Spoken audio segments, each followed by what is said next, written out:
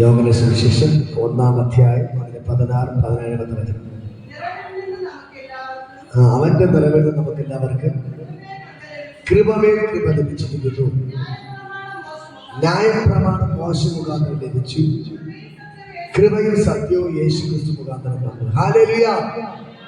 ഒന്ന് പറയാം, അവന്റെ നിലവിൽ നിന്ന് നമുക്കെല്ലാവർക്കും കൃപമേൽ കൃപ, കൃപമേൽ കൃപ ലഭിച്ചു, കൃപയും സത്യവും യേശു ക്രിസ്തു മുഖാന്തരം വന്നു. ന്യായപ്രമാണം മോശ മുഖാന്തരം വന്നു. ഹല്ലേലൂയ. അപ്പോ നമ്മള് ഇവിടെ വായിക്കുമ്പോൾ മനസ്സിലാകും, യേശു മുഖാന്തരം എന്താണ് വന്ന കൃപ. കൃപമേൽ കൃപ. മോശയ്ക്ക് എന്താണ് കിട്ടിയത്? ന്യായപ്രമാണം. അതായത് പഴയ നിയമം, പുതിയ നിയമം. നമ്മുടെ ബൈബിളിൽ 2 പുസ്തകം ഉണ്ടല്ലോ. ഏതൊക്കെയാണ്? പഴയ നിയമം, പുതിയ നിയമം. അപ്പൊ പഴയ നിയമം ആരുടെ കിട്ടിയത്? മോശയിലൂടെ. ആരുടെ കിട്ടിയത്? മോശയിലൂടെയാണ് കിട്ടിയത്. ഹല്ലേലൂയ. അപ്പൊ നമ്മൾ മനസ്സിലാക്കേണ്ട ഒരു കാര്യമുള്ളൂ, ഈ പുതിയ നിയമം ആരാണ് സ്ഥാപിച്ചത്? യേശു കർത്താവ്. ഹല്ലേലൂയ.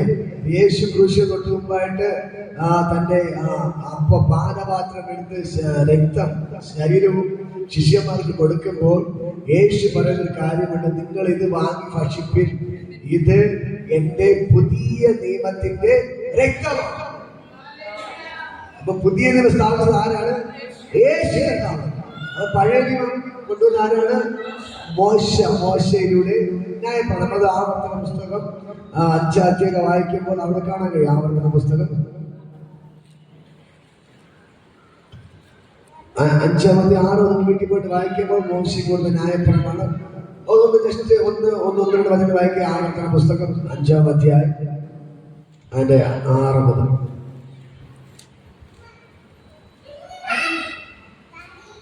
ആവർത്തനം 5-ാം അധ്യായം 6 മുതൽ.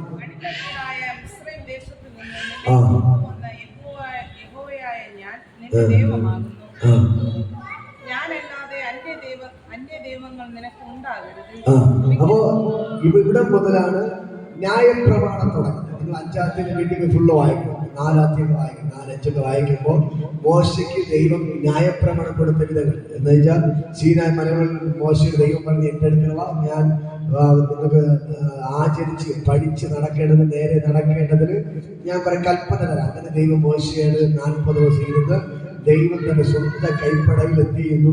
മോശയ്ക്ക് ന്യായപ്രമാണം ചെയ്ത് കൊടുക്കുന്നു. ഹല്ലേലൂയ. അങ്ങനെയാണ് ന്യായപ്രമാണം ഉണ്ടായത്. പഴയ നിയമം, പഴയ നിയമം, പുതിയ നിയമം. എല്ലാവരും പറയാം, പഴയ നിയമം, പുതിയ നിയമം. ഈ വചനം ഉള്ളിക്കാറുണ്ട്, എന്നാലും ഇത് മനസ്സിലാവുന്നു. ഹല്ലേലൂയ. ഈ വചനം ഉള്ളിക്കാറുണ്ട്, നിങ്ങൾ മനസ്സിലാക്കണം. ബൈബിളിൽ എന്തുകൊണ്ടാണ് പഴയ നിയമം പുതിയ നിയമം ഉള്ളത്? മനസ്സിലാവുന്നുണ്ടോ? പറയാം, ആർക്ക് നിങ്ങൾക്ക് അറിയാവുന്ന കാര്യങ്ങൾ പറയാം. ബൈബിളിൽ എന്തുകൊണ്ടാണ് 2 ഭാഗമായിട്ട് തിരിച്ചിരിക്കുന്നത്? പഴയ നിയമം, പുതിയ നിയമം. പഴയ നിയമം മോശയെ കൊടുത്ത മോശ ദൈവത്തിന് ന്യായപ്രമാണമാണ് പഴയ നിയമം. പുതിയ നിയമം യേശു തന്നു. പുതിയ കർത്തൃവേഷം എടുക്കുമ്പോൾ നിങ്ങൾ കുർബാന ചെയ്യുമ്പോൾ പറഞ്ഞ കാര്യമാണ്, ദൈവത്തിന്റെ ഇത് രക്തമാണെന്ന് വാങ്ങി ഭക്ഷിപ്പിൻ. യേശു പറഞ്ഞു, പുതിയ നിയമത്തിന്റെ എന്റെ രക്തമാകുന്നു. ഹല്ലേലൂയ. അപ്പോ യേശുവാണ് പുതിയ നിയമം സ്ഥാപിച്ചത്. അതുകൊണ്ടാണ് ബൈബിളിൽ പഴയ നിയമമുണ്ട്, പുതിയ നിയമമുണ്ട്, പഴയ നിയമമുണ്ട്, പുതിയ നിയമമുണ്ട്. അപ്പൊ പഴയ നിയമത്തിന്റെ പ്രത്യേകത ന്യായപ്രമാണം. നിങ്ങള് വേറെ വാക്കുകൾ പറഞ്ഞാലേ നിയമം അല്ലെ, നിയമം എന്നല്ലേ പറഞ്ഞത്? നിയമങ്ങൾ അല്ലെ. മോശം നിയമങ്ങൾ കൊടുത്തു. നമ്മൾ ബൈബിൾ പഠിക്കുമ്പോൾ ഞങ്ങൾ ബൈബിളിന്റെ ന്യായപ്രമാണം, മോശയുടെ ന്യായപ്രമാണം, നിയമങ്ങൾ, മോശയുടെ നിയമങ്ങൾ. പക്ഷെ പുതിയ നിയമത്തിൽ വരുന്നത് കൃപ.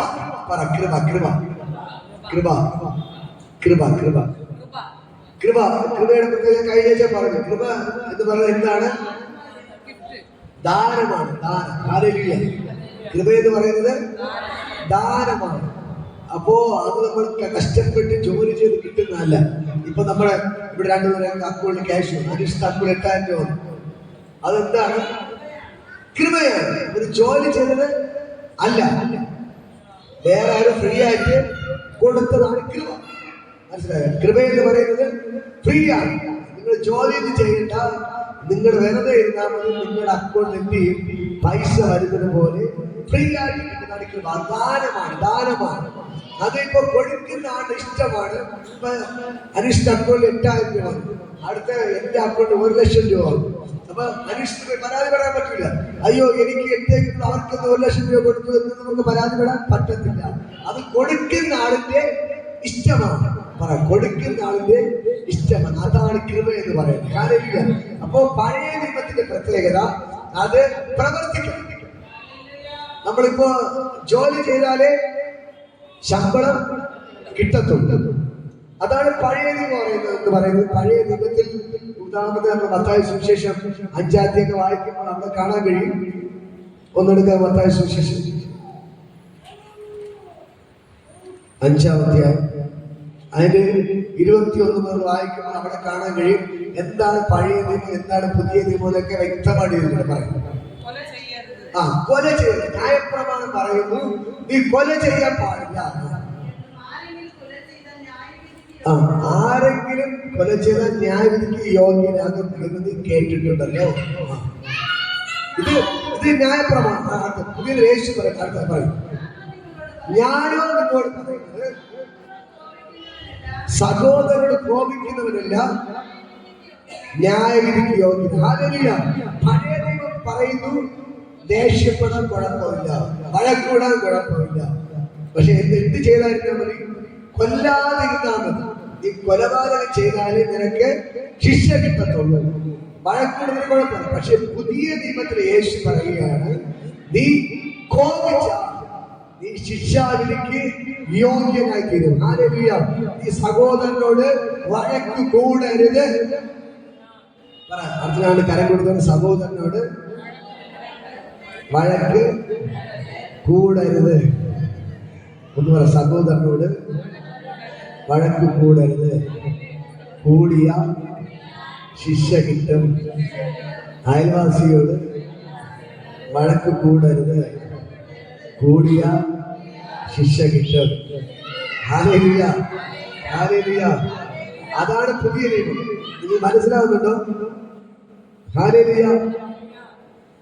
അടുത്ത് മത്തായി 5:31 അതിൽ കുറച്ചുകൂടെ 1-2 കാര്യങ്ങളുണ്ട്. 5-ാം അധ്യായം 38-ാമത്തെ കണ്ണിന് പകരം കണ്ണും പല്ലിന് പകരം പല്ല് എന്ന് അങ്ങനെ കേട്ടിട്ടുണ്ടല്ലോ. ഞാനോ നിങ്ങളോട് പറയുന്നത് ദുഷ്ടനോട് എതിർക്കരുത്. അതിന് വലത്തേ ചകട അടിച്ചവന് ഇടത്തേ ചകട കാണിക്കുക. ഹല്ലേലൂയ. നിങ്ങൾ ഈ മത്തായി 5-ാം അധ്യായം വീട്ടിൽ പോയി വായിക്കണം. ഒരുപാട് കാര്യങ്ങൾ പറയുന്നു. ന്യായപ്രമാണത്തിൽ പറയുകയാണ്, നിങ്ങളുടെ കണ്ണിനെ ഒരാൾ അടിച്ചു പൊട്ടിച്ചാൽ നിങ്ങൾ തിരിച്ചെന്ത് ചെയ്യണം? കണ്ണിനടിച്ചു പൊട്ടിക്കണം. പല്ലിനെ അടിച്ചു പൊട്ടിച്ചാൽ നിങ്ങൾ എന്ത് ചെയ്യണം? അത് കൊള്ളായിരുന്നല്ലേ? അതുകൊണ്ടായിരുന്നില്ല. ഹല്ലേലൂയ. ഇതാണ് മോശയ്ക്ക് കൊടുത്ത ന്യായപ്രമാണം. അവിടെ നിങ്ങളെ കണ്ണിനെ ഒരാൾ അടിച്ചു പൊട്ടിച്ചാൽ നിങ്ങൾക്ക് തിരിച്ച് ധൈര്യമായിട്ട് എന്ത് ചെയ്യാം? അല്ലേ? അത് കൊള്ളാല്ലേ? കണ്ണിന് എന്ത് ചെയ്യണം? തിരിച്ചടിച്ചു പൊട്ടിക്കണം. നിങ്ങൾ പല്ലിനെ അടിച്ചു പൊട്ടിച്ചാൽ നിങ്ങൾ എന്ത് ചെയ്യണം? പല്ലിനെ അടിച്ചു പൊട്ടിക്കണം. അത് മോശയ്ക്ക് കൊടുത്ത ന്യായപ്രമാണം. അടുത്ത യേശു പറയുകയാണ്, പുതിയ നിയമത്തിൽ വന്നിട്ട് കർത്താവ് പറയുകയാണ്, നിന്നെ ഒരു ജഗടത്ത് അടിച്ചാൽ മറു ജഗട നീ. ഹല്ലേലൂയ. അതാണ് പുതിയ നിയമം. ഒരു ജഗടത്ത് അടിച്ചാൽ മറു ജഗട നീ. ഹല്ലേലൂയ. അടുത്ത കർത്താവ്, നിങ്ങൾ ശത്രുക്കളെ നിങ്ങൾ സ്നേഹിക്കണം, നിങ്ങളെ ഉപദ്രവിക്കുന്നവർക്ക് നിങ്ങൾ പ്രാർത്ഥിക്കണം, ആരും പകരം ചെയ്യാൻ പോകരുത്. അതാണ് പുതിയ നിയമം. മനസ്സിലാകുന്നുണ്ടോ? മോശയ്ക്ക് കൊടുത്ത ന്യായപ്രമാണത്തിൽ പറയുകയാണ്, നിന്റെ കണ്ണിനടിച്ചു പൊട്ടിച്ചാൽ നീ തിരിച്ച് കണ്ണിനടിച്ച് പൊട്ടിക്കുക. നിന്റെ പല്ലിനടിച്ചു പൊട്ടിച്ചാൽ തിരിച്ച് നീ പല്ലിനെ പൊട്ടിക്കുക. പക്ഷെ പുതിയ നിയമത്തിൽ കൃപയുഗത്തിൽ പുതിയ നിയമത്തിൽ യേശു പറയുകയാണ്, നിന്റെ ഒരു ചെകിടത്തിൽ ആരെങ്കിലും അടിച്ചാൽ നിന്റെ മറു ചെകിടും കൂടെ നീ കാണിച്ചു കൊടുക്കണം. ഹല്ലേലൂയ. അടുത്ത കഥ പറഞ്ഞ കാര്യമുണ്ട്. നിന്റെ ഇട്ടിക്കുന്ന ഷർട്ട് ഒരാള് വലിച്ചുകൊണ്ട് എടുത്തോണ്ട് പോവാൻ നിൽക്കുകയാണ്. ഹല്ലേലൂയ. ഷാളൊക്കെ ഇട്ടോണ്ട് ഷാളിനെ വലിച്ചുകൊണ്ട് പോവുകയാണ്. അപ്പൊ നമ്മൾ എന്ത് ചെയ്യണം? കർത്താവ് പറയാണ്, നീ ഷാളും കൊടുത്തിട്ട് നിന്റെ പുറത്തും കൂടെ എന്ത് ചെയ്യണം? കൊടുക്കണം. ഹല്ലേലൂയ. ഹല്ലേലൂയ. മനസ്സിലാകുന്നു? ഇതാണ് പുതിയ നിയമം, ഇതാണ് കൃപ എന്ന് പറയുന്നത്. അങ്ങനെ നീ കൊടുത്താൽ ദൈവം നഷ്ടപ്പെട്ടതിന് 100 മടങ്ങാട്ട് നിനക്ക് തരും. ഹല്ലേലൂയ. ഇത് മനസ്സിലാകുന്നുണ്ടോ? നിങ്ങള് അങ്ങനെ കൊടുക്കാൻ നിങ്ങൾ തയ്യാറായ നിങ്ങളുടെ അയൽവാസി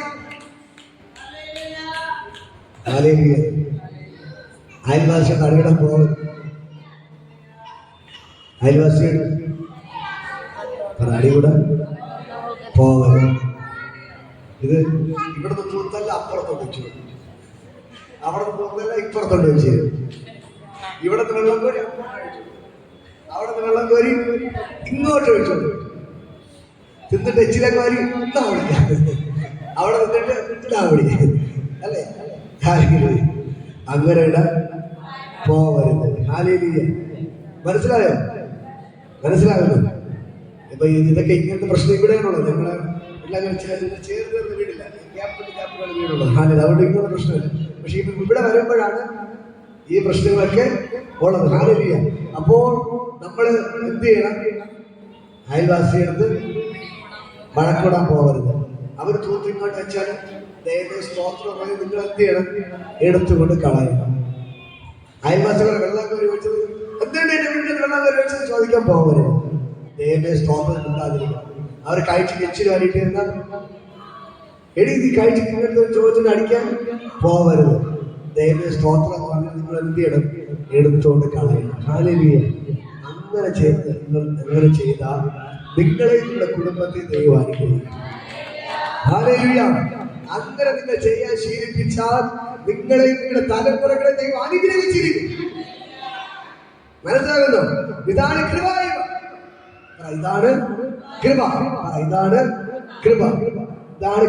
നിങ്ങൾ പഴയ നിയമം പഠിക്കുമ്പോൾ മോശയുടെ ന്യായപ്രമാണ പ്രകാരം ഇതുപോലെ എന്ത് വേണോ ചെയ്യാം, എന്ത് തെറ്റ് വേണോ ചെയ്യാം, കൊല്ലാതിരുന്നാൽ മാത്രം.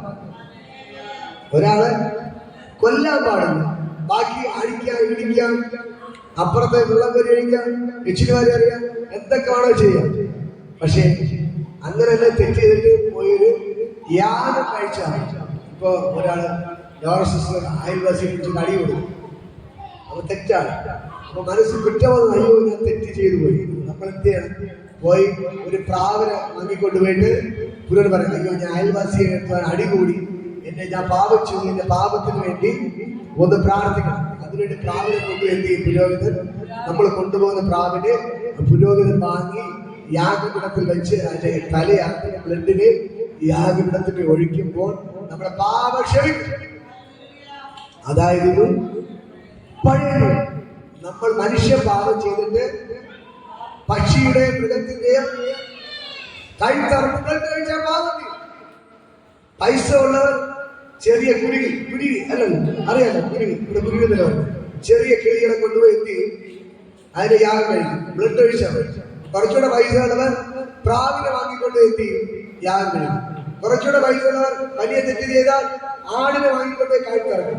വലിയ തെറ്റ് ചെയ്താൽ കാളക്കുട്ടിയെ കൊണ്ട് എന്ത് ചെയ്യും? കഴുത്തറത്ത് ബ്ലഡ് ഒഴിക്കുന്നു. ഹല്ലേലൂയ. അങ്ങനെ ചെയ്താൽ പാപം തീരും എന്നായിരുന്നു അവരുടെ വിശ്വാസം. ഹല്ലേലൂയ. പക്ഷേ ഇങ്ങനെ ബ്ലഡ് ഒഴിക്കും, ദൈവം ക്ഷമിക്കും. പക്ഷെ പരിപൂർണമായി അവർക്ക് ഒരു വിടുതലില്ല. അപ്പൊ ഇന്ന് ഞാൻ ഒരാളെ അടിച്ചു, അപ്പൊ അവര് ഈ പ്രാവിന്റെ ബ്ലഡ് കൊണ്ട് ഒഴിച്ചപ്പോൾ പാവം മോചിച്ചു, അവർക്ക് സന്തോഷം. നാളെ പോയി വേറൊരുത്തരെ അടിക്കും, നാളെയും പോയി വേറൊരുത്തരെ അടിക്കും. ഹല്ലേലൂയ. എന്നിട്ട് എന്ത് ചെയ്യും? വീട്ടിൽ പ്രാവിനെ കൊണ്ട് അറുക്കും. അത് മറ്റത് ഇത് തന്നെ ചെയ്യും. പക്ഷെ ദൈവം നോക്കുമ്പോൾ എവര് പാപം ചെയ്ത് യാഗം കഴിക്കും. പ്രാർത്ഥനയ്ക്ക് വരുന്നു അടി കൂടുന്നു, പ്രാർത്ഥനയ്ക്ക് വരുന്നു അടി കൂടുന്നു, പ്രാർത്ഥനയ്ക്ക് വരുന്നു അടി കൂടുന്നു. അടി മാത്രം തീരുന്നില്ല, അടി മാത്രം. ഹല്ലേലൂയ. കാരണം ഞാൻ ഈ വചനം ഉള്ളിൽ കയറാത്തതാണ് പ്രശ്നം. ഹല്ലേലൂയ. വചനം പറഞ്ഞ സത്യം നീ അറിയുകയും ആ സത്യം നിന്നെ സ്വതന്ത്രമാക്കിയേക്കും. ഈ വചനം ഉള്ളിൽ കയറിയാലേ നിങ്ങളുടെ പാപത്തിന്റെ കെട്ടുകൾ മാറ്റും. ഈ വചനം ഉള്ളിൽ കയറുന്നതോറും നമ്മുടെ ശരീരത്തിൽ പാപത്തിന്റെ സ്വാധീനം എന്ത് ചെയ്യും? അഴിഞ്ഞു മാറാത്ത. ഹല്ലേലൂയ. നമ്മൾ രക്ഷിക്കപ്പെട്ട് സ്നാനപ്പെട്ട് കഴിഞ്ഞ് നമ്മുടെ പാപത്തെല്ലാം വെള്ളത്തിൽ കൂടി ഒഴിച്ചിടുക. ആരെയും എന്തിനു വേണ്ടി? നമ്മൾ പുതിയൊരു മനുഷ്യനാകാൻ വേണ്ടി. എന്നിട്ടും അടികൂടുന്നവരുണ്ട് അല്ലേ? ഹല്ലേലൂയ. ഇത് പകരക്കാരൻ ഞാൻ പറയാം, മനുഷ്യൻ പാപം ചെയ്യുന്ന യാഗം കഴിക്കുന്നു, പാപം ചെയ്യുന്ന യാഗം കഴിക്കുന്നു. പക്ഷെ ഒരു മനുഷ്യന് ഒരു മാറ്റം, ഒരു മനുഷ്യന് ഒരു നമ്മള് റോമർക്കിന്റെ ലേഖനം വായിക്കുന്ന റോമർക്കിന്റെ ലേഖനം റോമർ 8-ാം അധ്യായം, റോമർ 8-ാം അധ്യായം 3-ാമത്തെ വചനം. ജഡത്തിലുള്ള ബലഹീനത നിമിത്തം 8:3 ന്യായപ്രമാണത്തിന് കഴിയാത്തതിനെ സാധിപ്പാൻ ദൈവം തന്റെ പുത്രന്റെ പാപജനത്തിന്റെ സാദൃശ്യത്തിന് പാപത്തിന്റെ ജഡത്തിൽ ശിക്ഷ വിധിച്ചു. ഹല്ലേലൂയ. ഇപ്പൊ ന്യായപ്രമാണ പ്രകാരം യാഗം കഴിച്ചിട്ട് ഇവിടെ പാപം എന്ത് ചെയ്യുന്നില്ല? മാറുന്നില്ല. കേട്ടിരിക്കണം. ഹല്ലേലൂയ. ഞാൻ പറയാം, ഇവർ ന്യായപ്രമാണ പ്രകാരം പാപം ചെയ്ത് യാഗം കഴിക്കുന്നു, പാപം ചെയ്ത് യാഗം കഴിക്കുന്നു. പക്ഷെ ഇവിടെ പാപം തീരുന്നുണ്ടോ? മോശയുടെ ന്യായപ്രമാണ പ്രകാരം ഇവിടെ പാപം എന്ത് ചെയ്യുന്നില്ല? തീരുന്നില്ല.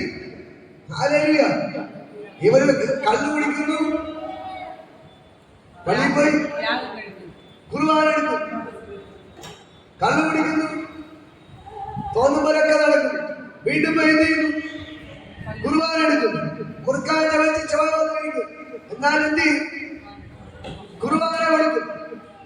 അങ്ങനെ കൊടുക്കാൻ ദൈവത്തിന്റെ വചനം പറയുന്നു, നീ അയോഗ്യമായി അപ്പത്തിന് നീ രോഗിയായി തീരും. ഹല്ലേലൂയ. വഴി കൂടെ പോകുന്നവർക്കുള്ളതല്ല കുർബാന, വഴി കൂടെ പോകുന്നവർക്കല്ല യേശുവിന്റെ രക്തവും മാംസവും.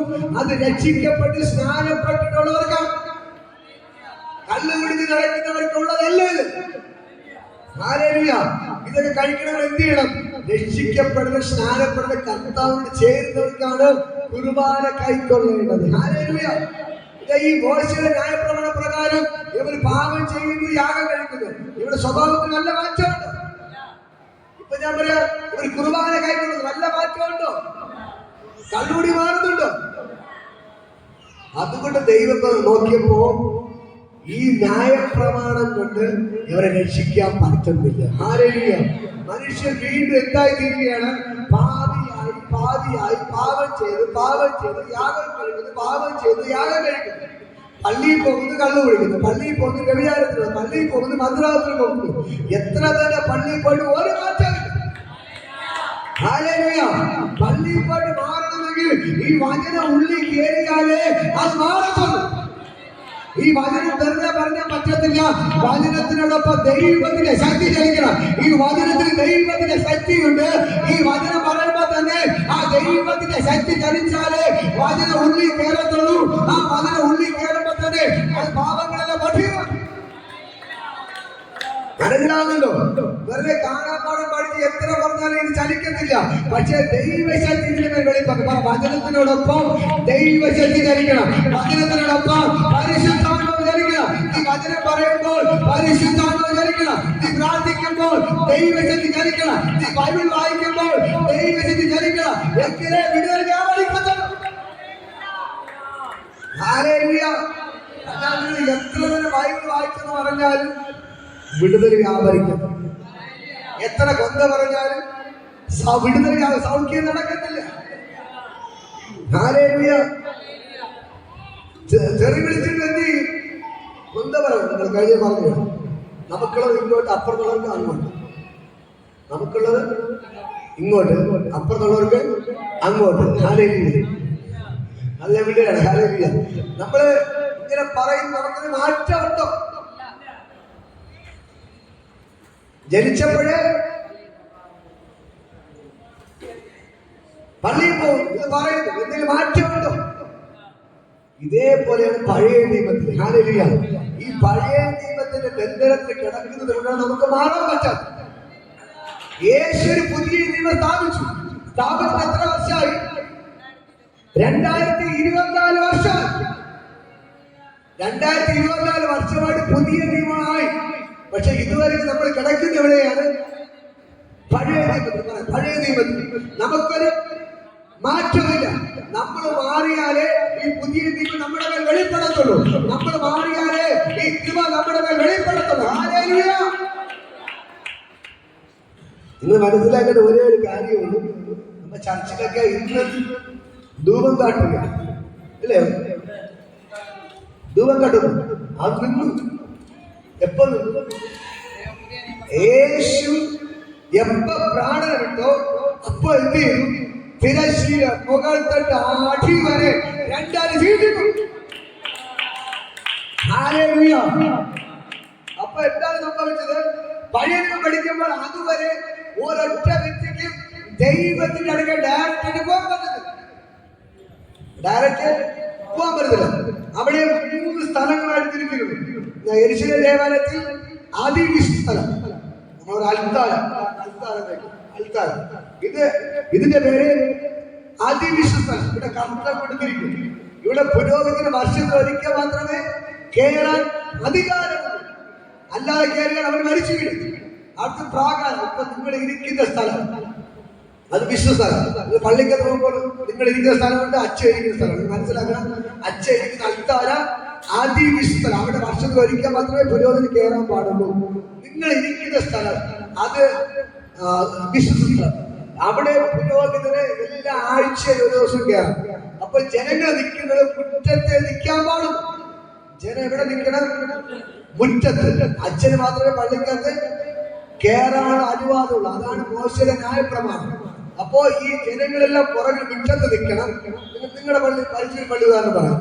ജനങ്ങളെല്ലാം എവിടെ നിൽക്കണം? മുറ്റത്ത് മണലിൽ നിൽക്കണം. അച്ഛനെത്തി എല്ലാ ആഴ്ചയും നിങ്ങളുടെ പാപത്തിന് പരിഹാരമായി ഒരു ആട്ടിനെ പിടിച്ച് അറുത്തിട്ട് അതിന്റെ രക്തവുമായിട്ട് പള്ളിക്കകത്തോട്ട് കയറി. പള്ളിക്കകത്തോട്ട് കയറിപ്പോകും. അച്ഛൻ പാപം ചെയ്താൽ എത്തി അച്ഛൻ മരിച്ചു. അതുകൊണ്ട് അച്ഛന്റെ അരയിൽ എത്തി ഒരു കയറ് കെട്ടും. അച്ഛന്റെ അരയിൽ കയറ് കെട്ടും. ഇവിടുത്തെ അച്ഛന്മാരെ അരയിൽ കയറില്ലല്ലോ. ഞങ്ങൾ CHC പള്ളി അച്ഛന്മാരെ കയറി ഇപ്പോഴും ഉണ്ട്. ഇപ്പോഴും ഉണ്ട്. ഇപ്പോഴും കയറൊക്കെ അയച്ചു മാറ്റി. നമ്മുടെ CHC അച്ഛന്മാരെ അരയിൽ ഇപ്പോഴും കയറുണ്ട്. അത് ന്യായപ്രമാണമാണ്. ന്യായപ്രമാണ പ്രകാരം ഒരു അച്ഛൻ പാപം ചെയ്തിട്ടാണ് ഈ വിശുദ്ധ സ്ഥലത്ത് കയറുമ്പോൾ അച്ഛൻ പാപം ചെയ്തെത്തി മരിച്ചു വീഴും. അച്ഛൻ മരിച്ചു വീണാൽ സാധാരണപ്പെട്ട ജനത്തിന് പോയി എടുക്കാൻ പറ്റില്ല. അതിൻ്റെ അത് ആര് കയറി അച്ഛനല്ലാതെ വേറെ ആര് കയറി മരിച്ചു വീഴും. ഈ പുരോഹിതൻ മാത്രമേ ആഴ്ചത്തിന് കയറാൻ പറ്റത്തുള്ളൂ. അതുകൊണ്ടാണ് അരയിൽ കയറി കെട്ടിയിട്ട് ജനത്തിന് ഒരറ്റം കൊടുത്തിരിക്കും.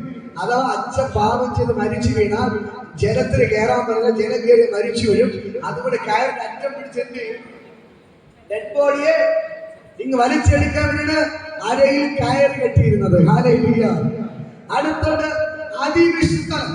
അതും വർഷത്തിലൊരിക്കൽ മാത്രമേ അച്ഛന് കയറാൻ പറ്റുള്ളൂ. പള്ളിക്കകത്ത് എല്ലാ ഞായറാഴ്ച കയറാം.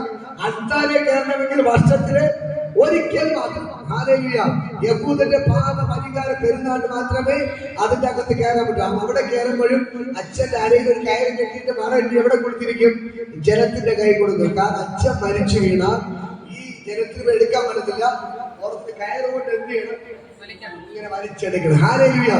അങ്ങനെ ദൈവത്തിനും മനുഷ്യർക്കും മധ്യസ്ഥനെ ആര് നിന്നു? പുരോഹിതൻ നിന്നു. എന്നിട്ട് ഇവിടെ ഒരു കത്തലിടും, അവിടെ ഒരു കത്തലിടും. നമ്മള് ചർച്ചയിൽ കയറുമ്പോൾ ഡോർ കൊണ്ട് അടയ്ക്കും. അവിടെ അതിലൊരു കത്തനായിരുന്നു. ഹല്ലേലൂയ. അപ്പോ പുരോഹിതനും ദൈവമായിട്ട് സംസാരിക്കുന്നത് ജനം കാണാൻ പാടില്ല. അപ്പൊ എന്ത് ചെയ്തു? കത്തൽ കൊണ്ട് മറച്ചു. ദൈവത്തിന് സംസാരിക്കാനുള്ളത് പുരോഹിതനോട് സംസാരിക്കും, പുരോഹിതൻ വന്ന് ജനത്തോട് സംസാരിക്കും. അങ്ങനെയായിരുന്നു പഴയ നിയമത്തിൽ. പക്ഷേ ഈ ജനത്തിന് ഡയറക്റ്റ് ദൈവവുമായിട്ട് ഒരു ബന്ധവുമില്ലായിരുന്നു. ഹല്ലേലൂയ. പക്ഷേ യേശു കർത്താവ് എപ്പോൾ കാൽവരി ക്രൂശിൽ വെച്ച് നിലവിളിച്ച് തന്റെ പ്രാണനിട്ടു, ആ സെക്കൻഡിൽ തന്നെ യെരൂശലേം ദേവ തിരശീല മുഖം തൊട്ട് താഴെ വരെ രണ്ടായിട്ട് കീറി. ഇന്ന ഒരു മധ്യസ്ഥന്റെ ആവശ്യമില്ല. നമ്മുടെ മുറ്റത്ത് നിന്ന എല്ലാ ജനത്തിനും ഓടിച്ചാടി പള്ളിക്കകത്ത് മാത്രമല്ല ആൾക്കാരെ കയറാൻ അനുവാദം ദൈവം കൊടുത്തു. ഹല്ലേലൂയ. അതുകൊണ്ടാണ് പുതിയ നിയമത്തിൽ ഒരു മധ്യസ്ഥന്റെ ആവശ്യമില്ലെന്ന് ദൈവത്തിന്റെ വചനം വിളിച്ചു പറയുന്നത്. ഇന്ന് പകൽക്കറിയാൻ 1 തീമോഥെയോസ് 2-ാം അധ്യായം വായിക്കുമ്പോൾ അവിടെ കാണാൻ കഴിയും, പിതാവായ ദൈവത്തിനും മനുഷ്യർക്കും മധ്യസ്ഥൻ ഒരുവൻ മാത്രമേ ഉള്ളൂ, അത് നമ്മുടെ നസ്രയനായ യേശു കർത്താവ് മാത്രം. ഹല്ലേലൂയ. അതുകൊണ്ടാണ് മനുഷ്യർക്കും ആ വചനം വേണോ? വചനം വേണോ? എടുക്കെടുക്ക്. 1 തീമോഥെയോസ്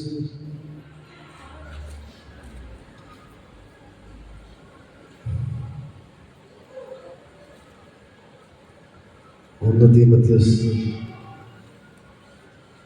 2-ാം അധ്യായം അതിൽ 5-ാമത്തെ 1 തീമോഥെയോസ് 2:5.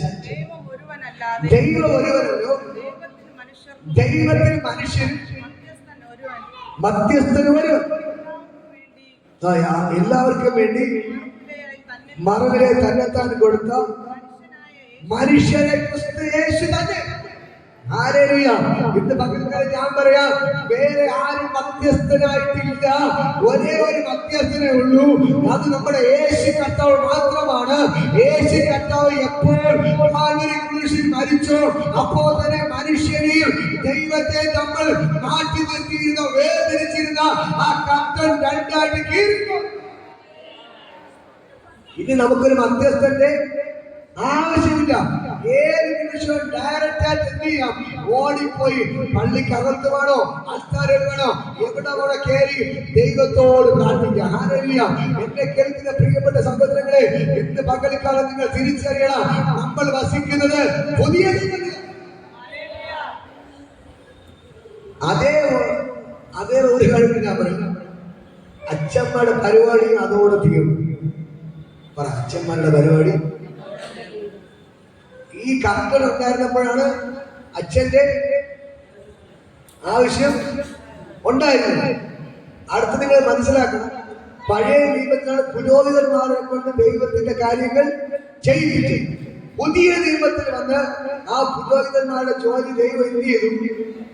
എടുത്തു കളഞ്ഞു. കർത്തൻ കീറിയപ്പോൾ ആവശ്യമുണ്ടോ?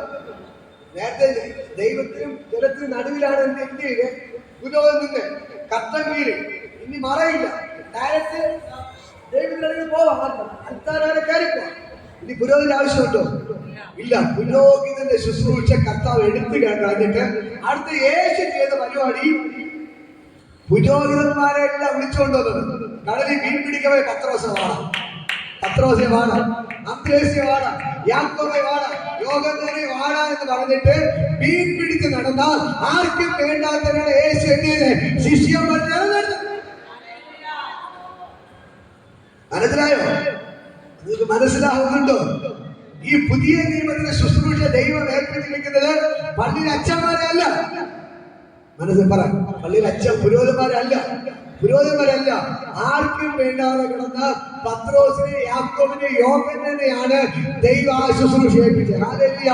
എന്നെ കേൾക്കുന്ന പ്രിയപ്പെട്ട സഹോദരങ്ങളെ, നിങ്ങൾ ഈ പുതിയ നിയമത്തിന്റെ അകത്ത് കയറണം. ഈ കൃപായുഗത്തിലേക്ക് നിങ്ങൾ കാലെടുത്ത് വയ്ക്കണം. എങ്കിൽ മാത്രമേ നിങ്ങൾക്ക് യഥാർത്ഥമായി ദൈവത്തിന്റെ വെളിപ്പാടോട് കയറാൻ പറ്റുള്ളൂ. ഹല്ലേലൂയ. ഇതിന് വിഷമം തോന്നരുത്. മധ്യസ്ഥനായി നിന്ന പഴയ നിയമത്തിൽ മധ്യസ്ഥൻ ആരായിരുന്നു? പുരോഹിതൻ. പുരോഹിതൻ. ദൈവത്തിന് ജനത്തിന് നടുവിൽ നിന്നത് പുരോഹിതനായിരുന്നു. മോശയ്ക്ക് ശേഷം പുരോഹിതന്മാർ, മോശ മരിച്ചിട്ട് പുരോഹിതന്മാർ വരുന്നത് മോശയുടെ കാലത്തെ ഉണ്ട്.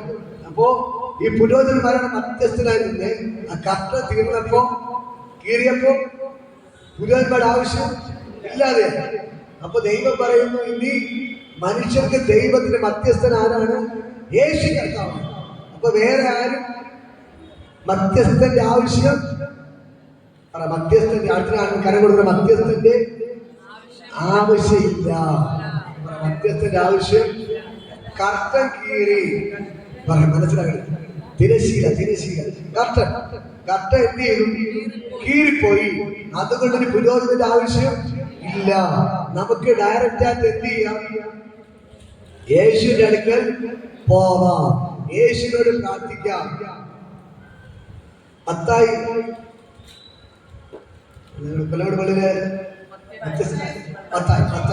അവരാവശ്യം, അന്തോണിസിന്റെ ആവശ്യം, നമുക്ക് എല്ലാവർക്കും എങ്ങനെ പ്രാർത്ഥിക്കാം?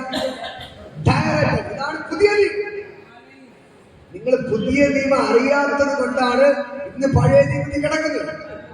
പുതിയ നിയമം അറിഞ്ഞാലേ കെട്ടുകൾ പറ്റുള്ളൂ. പുതിയ നിയമം അറിഞ്ഞാലേ പാപം ചെയ്യാതിരിക്കാൻ പറ്റത്തുള്ളൂ.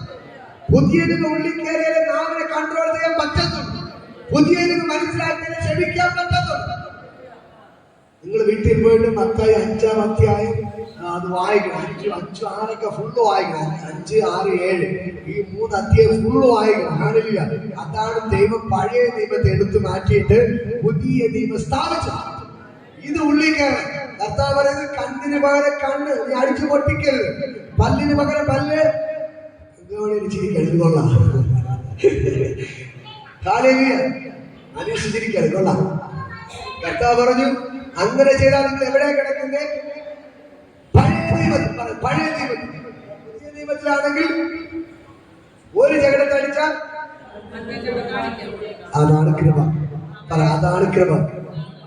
ഇതാര് തന്നത്? യേശു തന്നത്. അതുകൊണ്ടാണ് ഞാനും നിങ്ങൾ ചെയ്തു കൂട്ടിയ പാപത്തെ ആരേറ്റെടുത്തു? യേശു ഏറ്റെടുത്തു. ഞാനും നിങ്ങൾ ചെയ്തു കൂട്ടിയ പാപം ആരേറ്റെടുത്തു? യേശു ഏറ്റെടുത്തു. എന്തിനു വേണ്ടിയായിരുന്നു? നമ്മൾ പാപം ചെയ്ത് ഇവിടെ പോയിക്കൊണ്ടിരുന്നത് നരകത്തിലേക്ക് പോയിക്കൊണ്ടിരുന്നത്. പാപം ചെയ്യുന്നതിലേക്ക് മരിക്കും. പാപം ചെയ്ത പുതിയ നിയമത്തിലെ പ്രത്യേകത, പാപം ചെയ്യുന്നവൻ മരണശിക്ഷ അനുഭവിക്കുന്നു. ഹല്ലേലൂയ. ഇതിന് വചനം പറഞ്ഞിരിക്കുന്നത്, പാപം ഗർഭം ധരിച്ച് മരണത്തെ പ്രസവിക്കും. പാപം ഗർഭം ധരിച്ച് മരണത്തെ പ്രസവിക്കും. നീ ഒരു തെറ്റ് ചെയ്താൽ അതിന് പ്രതിഫലം ഉണ്ടാവും. നീ ഒരു തെറ്റ് ചെയ്താൽ അതിന് പ്രതിഫലം ആരും കാണത്തില്ല എന്ന് വിചാരിക്കും. പക്ഷെ എല്ലാം കാണുന്ന ഒരു ദൈവമുണ്ട്. ഹല്ലേലൂയ.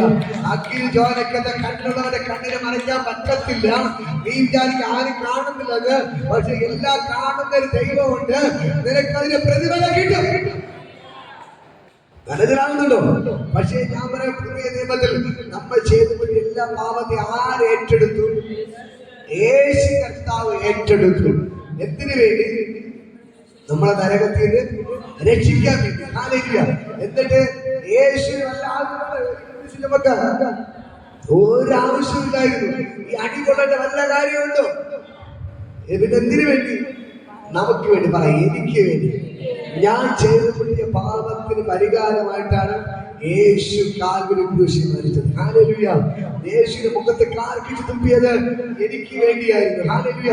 യേശുവിന്റെ കൈകാലിൽ ആളുകൾ തറയ്ക്കപ്പെട്ടത് എനിക്ക് വേണ്ടിയായിരുന്നു. അവന്റെ വിലാപത്തെ കുന്തം കുത്തിയത് എനിക്ക് വേണ്ടിയായിരുന്നു. എനിക്ക് വേണ്ടിയാണ് യേശു കൈപ്പുതിന് കുടിച്ചത്. എനിക്ക് വേണ്ടിയാണ് യേശുവിന്റെ താഴ്ന്നവങ്ങളെല്ലാം വലിച്ചു വീഴുന്നത്. അവന്റെ തലയിൽ മുൾക്കീടം വിടൽ ധരിച്ചതെല്ലാം എനിക്ക് വേണ്ടിയായിരുന്നു. ഹല്ലേലൂയ. യേശു ഒരു തെറ്റും ചെയ്യാതെ നമുക്ക് വേണ്ടി അവൻ ശാപമായി തീർന്നു. നമുക്ക് വേണ്ടി അവൻ മരണം വരിച്ചു. നമ്മൾ മരിക്കേണ്ടതിന് പകരം യേശു നമുക്ക് വേണ്ടി മരിച്ചു. എന്തിനു വേണ്ടി? പുതിയൊരു നിയമം സ്ഥാപിക്കാൻ. ഹല്ലേലൂയ. ചില ആൾക്കാർ പറഞ്ഞു ഇന്ന കാര്യങ്ങൾ ചെയ്യണമെന്ന് പറഞ്ഞിട്ട് പോകും, പക്ഷെ ചെയ്യത്തില്ല. പക്ഷെ യേശു എഴുതി വെക്കുക മാത്രമല്ല ചെയ്തത്, പറയുക മാത്രമല്ല ചെയ്തത്. യേശു അത് ചെയ്ത് കാണിച്ചു കൊടുത്തു. ഹല്ലേലൂയ. എടാ, ഞാൻ ഏറ്റെടുത്തതുപോലെ നീ ഇത് അടി കൊള്ളണം. ഞാൻ അടി കൊള്ളുന്നത് നിനക്ക് വേണ്ടിയാണ്. ഞാൻ കുരിശു ചുമന്നത് നിനക്ക് വേണ്ടിയാണ്. ഞാനിവിടെ തറക്കപ്പെട്ടത് നിനക്ക് വേണ്ടിയാണ്. അതുകൊണ്ട് എന്ത് ചെയ്യണം? നീ പകരം ചെയ്യാൻ പോകരുത്. യേശു ക്രൂശിക്കണമെന്നുണ്ട്. തന്നെ ഉപദ്രവിച്ചവർക്ക് വേണ്ടി പ്രാർത്ഥിക്കുന്ന പ്രാർത്ഥനകൾക്ക് അറിയാമല്ലോ. ഇവർ ചെയ്യുന്നത് ഇന്നതെന്ന് അറിയാവുകൊണ്ട് പിതാവേ നീ എവരോട് ക്ഷമിക്കണമേ. ഹല്ലേലൂയ. ഇവർ ചെയ്യുന്നത് ഇന്നെന്ന് അറിയാകൊണ്ട് ഇവരോട് ക്ഷമിക്കണമേ. ഇത് നമുക്ക് വേണ്ടിയുള്ള പ്രാർത്ഥനയാണ്. നിനക്ക് നിന്നോട് അയൽവാസി ഇങ്ങനെ തെറ്റ് ചെയ്യുമ്പോൾ നീ അവരോട് കർത്താവ് പറഞ്ഞു, കർത്താവേ ഇവർ ചെയ്യുന്നത് ഇന്നെന്ന് അറിയാകൊണ്ട് നീ അവരോട് ക്ഷമിക്കണമേ. പറയാൻ പറ്റൂ? യേശുവിനെ കൈകാൽ ആളുകളെ തറച്ചിട്ടും വിലാപത്തെ കുന്തം കൊണ്ട് കുത്തിയിട്ടും തലയിൽ മുൻകിരീടം പിടഞ്ഞടിച്ചിട്ടും യേശു പറയുന്ന ഒരു കാര്യമുണ്ട്, പിതാവേ ഇവർ ചെയ്യുന്നത് ഇന്നതറിയാൻ എന്നോട് ക്ഷമിക്കണമേ. ഇതാണ് കൃപായം. പറ കൃപായം. അതുകൊണ്ടാണ് എനിക്ക് നിങ്ങൾക്ക് മൈക്കെടുത്ത് നിൽക്കാൻ പറ്റിയതുള്ള ഒരേ ഒരു കാരണം, നമ്മൾ അത്രയ്ക്ക് മോശപ്പെട്ടവരായി, അല്ലെ? അത്രയ്ക്ക് വേണ്ടാത്തവരായി. പക്ഷെ നമ്മളെല്ലാം ചെയ്തു കിട്ടിയ പാപത്തെ ആരേറ്റെടുത്തു? യേശു കർത്താവ് ഏറ്റെടുത്തു. ഹല്ലേലൂയ. എന്നിട്ട് എന്ത് ചെയ്തു? നമ്മളെ വിശുദ്ധരാക്കി മാറ്റി, നമ്മളെ നീതിമാനാക്കി മാറ്റി. നമ്മുടെ എല്ലാവരുടെ പാപത്തെയും അവൻ സ്വന്തം ശിരസിനെ ഏറ്റെടുത്തിട്ട് യേശു നമ്മളെ നീതിമാനാക്കി മാറ്റി. ഹല്ലേലൂയ. എന്നെ കേൾക്കുന്ന പ്രിയപ്പെട്ട സഹോദരങ്ങളെ, നിങ്ങൾക്ക് തൽക്കാലം മനസ്സിലാക്കണം, നമ്മൾ ഓരോരുത്തരും ചെയ്തു കിട്ടിയ പാപത്തിന് പരിഹാരമായിട്ടാണ് യേശു കർത്താവ് നമുക്ക് വേണ്ടി മരിച്ചത്. ഹല്ലേലൂയ. അപ്പോൾ നമ്മൾ വസിക്കുന്ന ഏത് യുഗത്തിലാണ്? കൃപയിലാണ്. ഹല്ലേലൂയ. നമ്മൾ പുതിയ നിയമത്തിലാണ് വസിക്കുന്നത്, പഴയ നിയമത്തിലല്ല. അതുകൊണ്ട് ഇനി ഒരു നേർച്ച കാഴ്ചയോ ഒരു മണിയടിയോ ഒരു പുരോഗതിന്റെ പിന്നാലെ നിങ്ങൾ നടക്കാൻ പാടില്ല. നിങ്ങൾ ആരുടെ പിന്നാലെ നടക്കണം? ഡയറക്റ്റ് യേശുവിന്റെ പിന്നാലെ. ബ്രദറിനെ പോലും വിളിക്കേണ്ട, എന്നെ പോലും വിളിക്കേണ്ട കാര്യമില്ല നിങ്ങൾക്ക്. ഞാൻ പറയുന്ന ഈ ഒരു വെളിപ്പാട് നിങ്ങളുടെ ഉള്ളിൽ കയറണം. നിങ്ങൾ മുറ്റമേ നിൽക്കണം, നിങ്ങൾ പ്രാർത്ഥിക്കണം. യേശു മാതൃക കാണിച്ചു. എന്ത് ചെയ്തു? രക്ഷിക്കപ്പെട്ടു, സ്നാനപ്പെട്ടു. അടുത്തെന്ത് ചെയ്തു?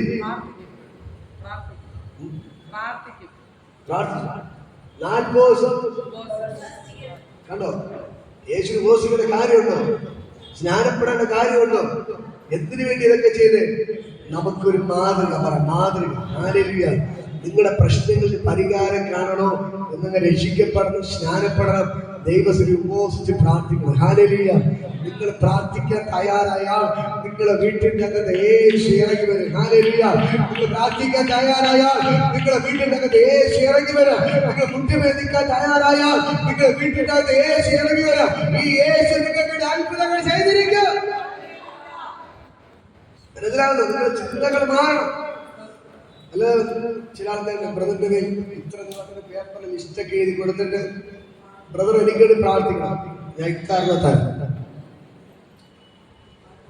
ഞാൻ 6 രൂപ തരാം. എന്നിട്ട് അവരെന്ത് ചെയ്യും? അവര് സിനിമയും കണ്ട് സീരിയലും കണ്ട് അവിടെ കൂടി ഇവിടെ കൂടെ കറങ്ങി നടക്കണം. ബ്രദർ എന്ത് ചെയ്യണം? അത് പഴയ നിയമം. പറ, അത് പഴയ നിയമം. പുരോഹിതൻ നിങ്ങൾക്ക് വേണ്ടി യാഗം കഴിക്കുന്നത് പഴയ നിയമം. ഇത് പുതിയ നിയമം. പുതിയ നിയമത്തിൽ നിനക്ക് എന്തെങ്കിലും വേണമെങ്കിൽ നീ എന്ത് ചെയ്യണം? മുട്ടുമേദിക്കണം. നീ വിടുവിക്കപ്പെടണമെങ്കിൽ മുട്ടുമേദിക്കണം. ദൈവം പറയും പോലെ കേൾക്കണം. കേട്ടാല് അനുഗ്രഹം വെളിപ്പെടുന്നു. കൈയടിച്ച് പറ്റിക്കാൻ പറ്റൂല. തുള്ളിച്ചാടി പറ്റിക്കാൻ പറ്റൂല. വീട്ടിൽ പോയി പറ, മുട്ടുമേൽ നിൽക്കണം. ഹല്ലേലൂയ. വീട്ടുമേൽ മുട്ടുമേൽ നിന്നാലേ ദൈവം വെളിപ്പെടുന്നു. നിങ്ങൾ മനസ്സിലാകുന്നുണ്ടോ? ഞാൻ പറയുന്നത് മനസ്സിലാകുന്നുണ്ടോ? ഞാൻ വീണ്ടും പറയാം, നമ്മളെ കയ്യടി 100% ദൈവം മാർക്ക് തരും. നമ്മൾ ചാട്ടവണെല്ലാം 100% മാർക്ക് തരും. പക്ഷെ ബാക്കിയുള്ള 6 ദിവസത്തെ ജീവിതം ദൈവം നോക്കും. ഹല്ലേലൂയ. ദൈവം പറഞ്ഞു, നീ 6 ദിവസം അധ്വാനത്തിന്റെ വേലൊക്കെ ചെയ്യുക, എന്നാൽ ശബ്ദത്തിന്റെ ശുദ്ധീകരിപ്പാൻ ഓർക്കാം. നീ ആഴ്ചയിൽ 1 ദിവസം വന്ന് പള്ളിയിൽ കയ്യടി പ്രാർത്ഥനയെല്ലാം ദൈവം ഇഷ്ടപ്പെടും. ബാക്കി ഇതിന്റെ 6 ദിവസത്തെ വേലയിൽ കർത്താവ് നോക്കും. ഹല്ലേലൂയ. ഇതിന്റെ 6 ദിവസത്തെ ജീവിതത്തെ കർത്താവ് നോക്കും. നോക്കിയിട്ട് നിനക്ക് മാർക്കിടാത്തുള്ളൂ. ഹല്ലേലൂയ. ഇത് മക്കൾക്കരെ ഞാൻ പറയാം, കൈയടിക്കുന്നത്, പാടുന്നത്, പ്രാർത്ഥിക്കുന്നത് ഒക്കെ ചെയ്യുന്നത് എല്ലാം നല്ലതാണ്. പക്ഷേ ഈ പുതിയ നിയമത്തിന്റെ അകത്ത് നിങ്ങൾ കയറണം. ഹല്ലേലൂയ. ഇതിന്റെ അകത്തുള്ള പ്രധാനം എന്ന് പറയുന്നത് മറ്റുള്ളവർക്ക് ക്ഷമിക്കുന്നവരായി മാറണം. പറ, ക്ഷമിക്കുന്നവരായി മാറണം. ഹല്ലേലൂയ. ഇത് ഏത് യുഗമാണ്? കൃപ. പറ, കൃപ. കൃപ. ഇത് കൃപായുഗമാണ്. ഹല്ലേലൂയ. ഇത് പകൽക്കാലം ഈ വചനങ്ങളാൽ ദൈവം ധാരാളം അനുഗ്രഹം നമുക്ക് എല്ലാവർക്കും എഴുന്നേൽക്കാം. ഇത് പകൽക്കാലം ഞാൻ പറയാം, ഈ യേശു നിങ്ങൾക്ക് അധികാരം വെച്ച്. ഹല്ലേലൂയ. ഇത് കണ്ടിന്യൂ ഇങ്ങനെ നമ്മുടെ കൃപയെ കുറിച്ച് പ്രസംഗിക്കുകയാണ്. നിങ്ങൾ എല്ലാ ആഴ്ചയും ഇത് കറക്റ്റായിട്ട് വരണം. കൃപയിലേക്ക് കയറണം. പറ, പുതിയ ദൈവത്തിലേക്ക് കയറണം. ഈ വചനം ഉള്ളിൽ കയറിയാല് പറ, കൃപയിലോട്ട് കയറാൻ പറ്റുന്നത്. നിങ്ങൾ കൃപയിലോട്ട് കയറിയാലേ നിങ്ങളുടെ ജീവിതത്തിൽ വിടുതൽ നടക്കത്തുള്ളൂ. ഹല്ലേലൂയ. ഇത് പകൽക്കാലം ഞാൻ പറയാം, ഈ കൃപ നിങ്ങളുടെ മേൽ വെളിപ്പെടണം. പറ, കൃപ വെളിപ്പെട്ടാലേ, ഈ പുതിയ നിയമം നിങ്ങളുടെ മേൽ വെളിപ്പെട്ടാലേ നിങ്ങളുടെ തലമുറകൾ അനുഗ്രഹിക്കപ്പെടത്തുള്ളൂ. നിങ്ങളുടെ തലമുറകളും അനുഗ്രഹിക്കപ്പെടത്തുള്ളൂ. ഇന്ന് പകൽക്കാലം യേശുവിനെ കൊണ്ട് വിടുവിക്കാൻ പറ്റും. ഈ യേശുവിനെ സൗഖ്യമാക്കാൻ പറ്റും. നിങ്ങളുടെ കണ്ണുനീർ തുടക്കാൻ യേശുവിനെ കൊണ്ട് പറ്റും. എത്ര വലിയ രോഗങ്ങളെ സൗഖ്യമാക്കാൻ യേശുവിനെ കൊണ്ട് പറ്റും. പക്ഷേ നിങ്ങൾ കൃപയിലോട്ട് കയറണം. അപ്പൊ ഞാൻ ഒന്നുമില്ല, അപ്പൊ ഞാൻ ഒന്നുമില്ലെന്ന് പറഞ്ഞുകൊണ്ട് യേശുവിന്റെ കാൽക്കൽ വീഴാൻ എത്ര പേർ തയ്യാറാണ്? അപ്പൊ ഞാൻ ഒന്നിനും മുട്ടിമേ നിൽക്കാൻ എത്ര പേര് മുട്ടുന്നില്ല. ഹല്ലേലൂയ. ഇത് മക്കൾക്ക് അപ്പ ഞാൻ ഒന്നുമില്ലെന്ന് പറഞ്ഞു നിൽക്കാൻ പറ്റും. നിൽക്കാൻ പറ്റും. പറ, നിൽക്കാൻ പറഞ്ഞില്ല എന്നോ, നിൽക്കാൻ മുട്ടുമേ നിൽക്കാൻ പറഞ്ഞില്ല മുട്ടുമേ എന്നോ. ഹല്ലേലൂയ. ഇന്ന് മക്കൾക്ക് അപ്പൻ എടുക്കാൻ പറ, അപ്പ ഞാൻ ഒന്നുമില്ല. ഇപ്പോ പറ, കർത്താവേ ഞാനൊന്നുമില്ല. അപ്പൊ അങ്ങനെ കൃപയില്ലാതെ വേറെ ഒന്നുമില്ല. അപ്പൊ അങ്ങനെ കൃപയില്ലാതെ വേറെ ഒന്നുമില്ല. അപ്പൊ അങ്ങനെ കൃപ എനിക്ക് വേണം. അപ്പൊ അങ്ങനെ കൃപ എനിക്ക് വേണം. യേശുവേ, അങ്ങനെ കൃപ എനിക്ക് വേണം. അപ്പൊ അങ്ങനെ കൃപ എനിക്ക് വേണം. അപ്പ കർത്താവേ, അങ്ങനെ കൃപ എനിക്ക് വേണം. യേശുവേ, അപ്പൊ അങ്ങനെ കൃപ എനിക്ക് വേണം. അപ്പൊ ഞാനൊന്നുമില്ല. അപ്പൊ അങ്ങനെ കൃപ എനിക്ക് വേണം.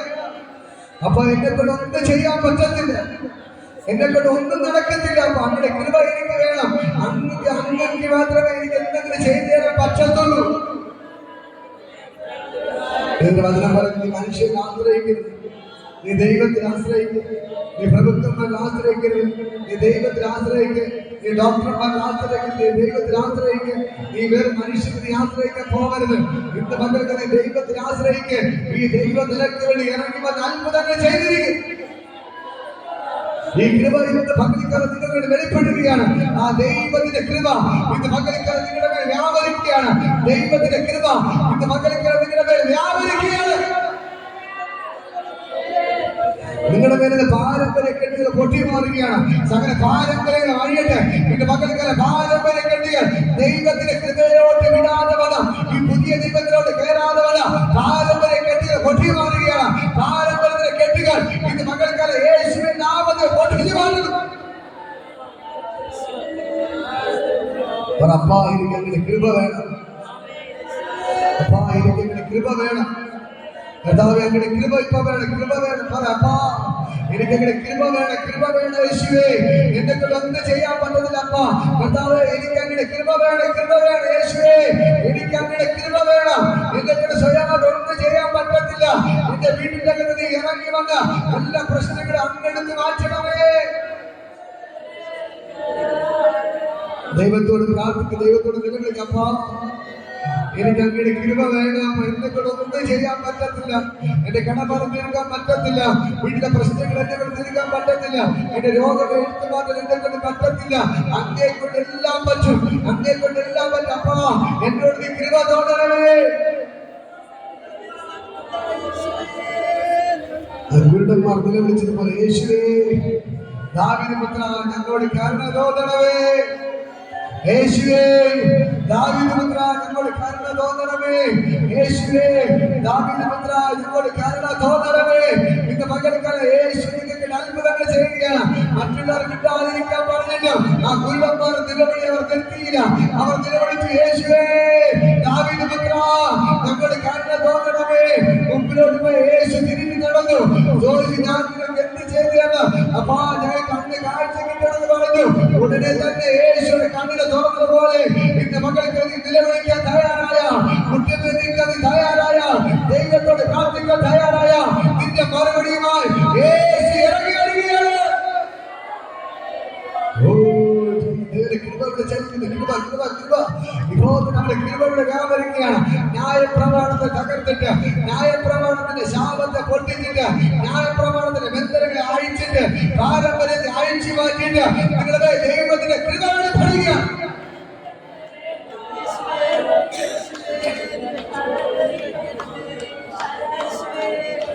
കർത്താവേ, എനിക്ക് കൃപ വേണം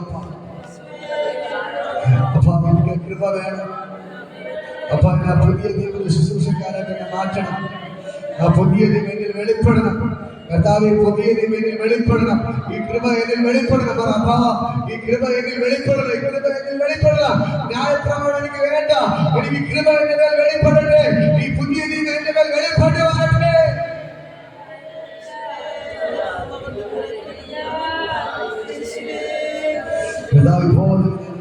അനുഗ്രഹിച്ചു അനുഗ്രഹമായി മാറണം, അത്ഭുതമായി മാറണം.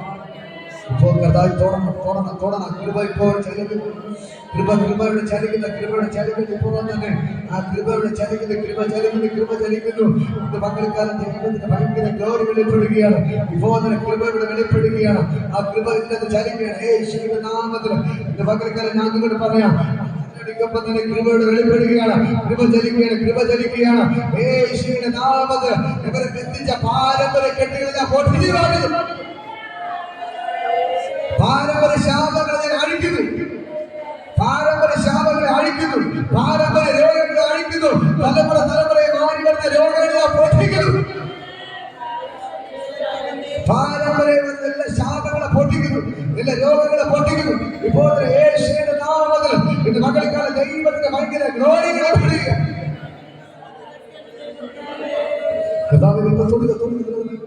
ദൈവബോധം ചലിക്കണം. ദൈവത്തിന്റെ കൃപയുടെ വെളിപ്പെടുന്നു. ദൈവത്തിന്റെ കൃപ ചലിക്കുന്നു. ദൈവത്തിന്റെ കൃപ ചലിക്കുകയാണ്. ദൈവത്തിന്റെ കൃപ ചലിക്കുകയാണ്. നിന്നെ ആപത്ത് കേട്ടാവുന്നവണ്ണം നിന്റെ പ്രാകാരത്തിൽ നിർത്തിയ ആ കെട്ടിനെ പൊട്ടിച്ച് ദൈവത്തിന്റെ അതിവിശ്വ സ്ഥലം വരെ കൊണ്ടുപോയതുപോലെ ഇന്ന് മക്കൾക്ക് നിന്നെ പുറത്ത് നിർത്തിയിരിക്കുന്ന എല്ലാ പാരമ്പര്യ ബന്ധനങ്ങളെ അഴിച്ച് യേശുവിനെ സ്വതന്ത്രമാക്കിയ ഇപ്പോൾ സകല വെളിച്ചപ്പാടിന്റെ സ്വാധീനം അഴിഞ്ഞു മാറുകയാണ്. പാരമ്പര്യ കെട്ടികൾ പൊട്ടുകയാണ്. ന്യായപ്രമാണ ബന്ധനങ്ങൾ അഴിഞ്ഞു മാറുകയാണ്. ന്യായപ്രമാണത്തിന്റെ കെട്ടികൾ പൊട്ടി മാറുകയാണ്. ന്യായപ്രമാണത്തിന്റെ കെട്ടികൾ പൊട്ടി മാറുകയാണ്. ന്യായപ്രമാണത്തിന്റെ കെട്ടികൾ പൊട്ടി മാറുകയാണ്. ഇത് മകൾക്കാലം ദൈവത്തിന്റെ ഭയങ്കര ഗ്ലോറി വെളിപ്പെടുകയാണ്. ഈ പുതിയ ദൈവത്തിന്റെ മേൽ വെളിപ്പെട്ടു വരികയാണ്.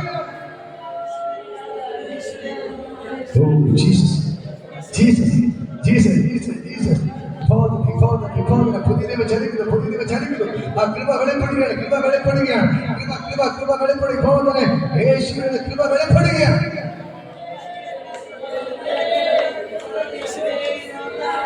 കൃപ വെളിപ്പെടുകയാണ്. കൃപ ചലിക്കുന്നു. ഇത് മകൾക്ക് ദൈവത്തിന് ഭയങ്കര ഗ്ലോറി വെളിപ്പെടുകയാണ്.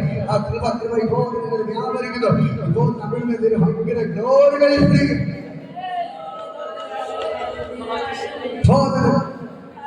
കൃപ വെളിപ്പെടുകയാണ്.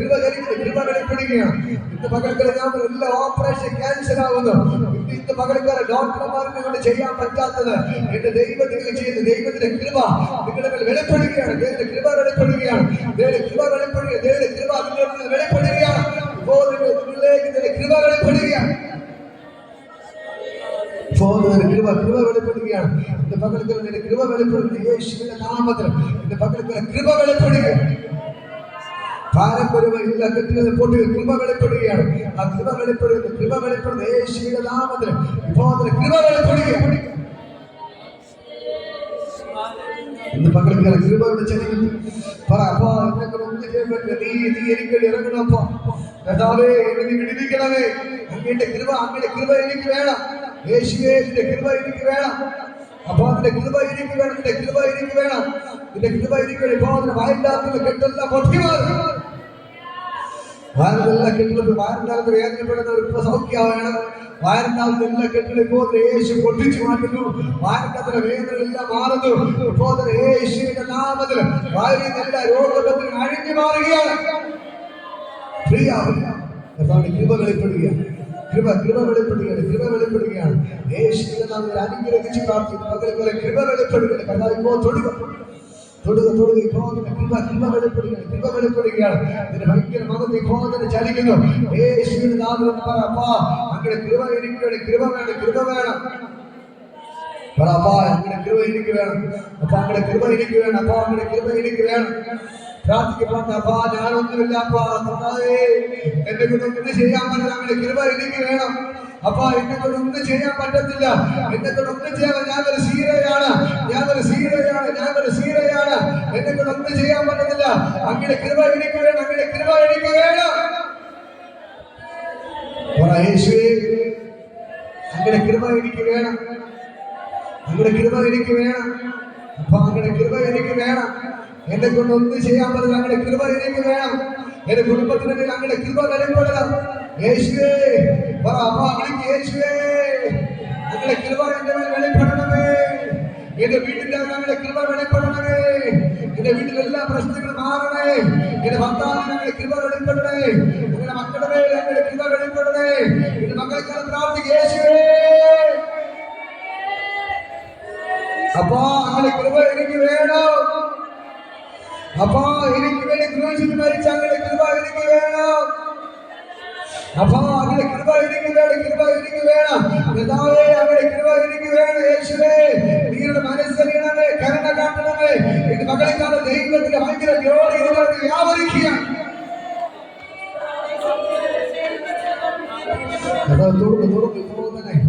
നെറ്റിന്റെ ഒരു ചെറിയ വേദന, വയറിന്റെ ഒരു ചെറിയ വേദന എല്ലാം ഇപ്പൊ പൊട്ടുന്നു, എല്ലാം ഇപ്പൊ അഴിഞ്ഞു മാറുകയാണ്. യേശുവിന്റെ നാമത്തിൽ ആ വയറിന്റെ ഒരു മന്ത്രില്ല വേദന ഇപ്പോൾ യേശുവിന്റെ നാമത്തിൽ പൊട്ടി മാറുകയാണ്.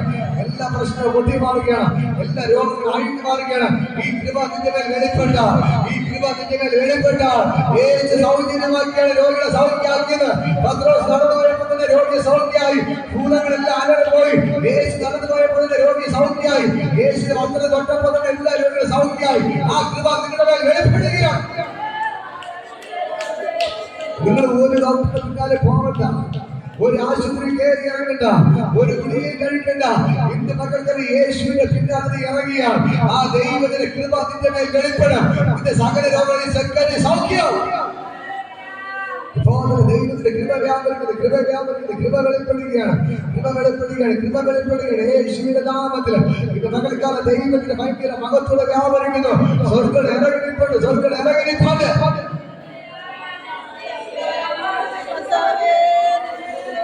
അപ്പാ അങ്ങനെ കൃപ എനിക്ക് മതി. അപ്പാ അങ്ങനെ കൃപ ഞങ്ങൾക്ക് മതി. യേശുവേ ഇത് മകത്തിന് പ്രിയപ്പെട്ട ഈ സഹോദരങ്ങൾക്ക് വേണ്ടി ഞാൻ പ്രാർത്ഥിക്കുകയാണ്. അപ്പാ എവിടെ നീ കരുണ കാണിക്കണം. അങ്ങയുടെ കൃപ എവിടെ മേൽ വെളിപ്പെടട്ടെ. അപ്പാ അങ്ങനെ കൃപ എവിടെ മേൽ വെളിപ്പെട്ട് വരട്ടെ. അങ്ങയുടെ കൃപ എവിടെ മേൽ വെളിപ്പെട്ട് വരട്ടെ.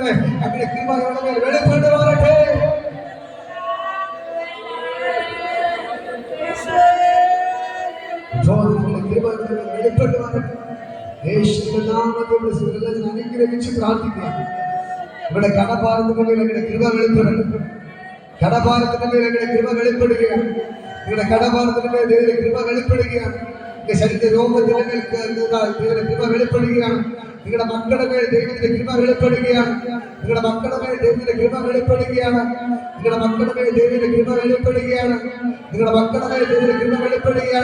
ഭർത്താവിന്റെ മേൽ ദൈവത്തിന്റെ കൃപ വെളിപ്പെടുകയാണ്.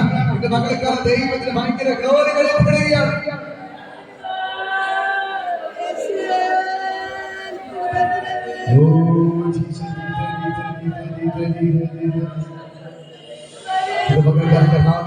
അനുഗ്രഹിച്ച് പ്രാർത്ഥിക്കുന്നു. ആ ദൈവത്തിന് ഭയങ്കര ഗ്ലോറി യേശുവിന്റെ നാമത്തിൽ ഇവർ ഞാൻ ബ്ലസ് ചെയ്ത് പ്രാർത്ഥിക്കുന്നു. അങ്ങനെ കൃപയാൽ അവർ നിറച്ചതിനായി നന്ദി. അപ്പാ അങ്ങനെ കൃപയാൽ നിറച്ചതിനായി യേശുവിന്റെ നാമത്തിൽ ഞാൻ അവരെ അനുഗ്രഹിച്ച് പ്രാർത്ഥിക്കുന്നു.